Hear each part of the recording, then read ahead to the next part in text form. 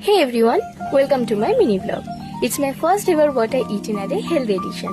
তো জলখাবার করার আগে আমি খেয়ে নিই এই এক কোয়া রসুনটা, যেটা আমি গত এক মাস ধরে খাচ্ছি আর খেয়ে নিজের স্কিনে একটা বেশ ভালো রেজাল্ট দেখতে পেয়েছি।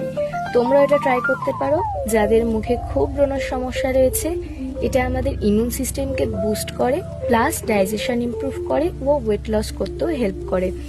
তো এটাকে আমি একদম খালি পেটে উষ্ণ গরম জলের সাথে খাই। স্বাদ একদমই বাজে, তোমরা নিশ্চয়ই আমার সেটা মুখের এক্সপ্রেশনটা দেখে বুঝতে পারছো। আচ্ছা, তো এবার আসি ব্রেকফাস্টে আমি মুসলিটাই খেয়ে থাকি। মুসলিটা আমি দইয়ের সাথে খাই, কারণ যা গরম পড়েছে এই গরমে দুধটাকে অ্যাভয়েড করাই ভালো।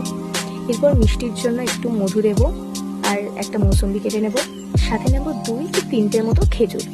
সাথে দেখলাম এই ফলগুলো ফ্রিজে ছিল, তো এগুলোকেও নিয়ে নিলাম।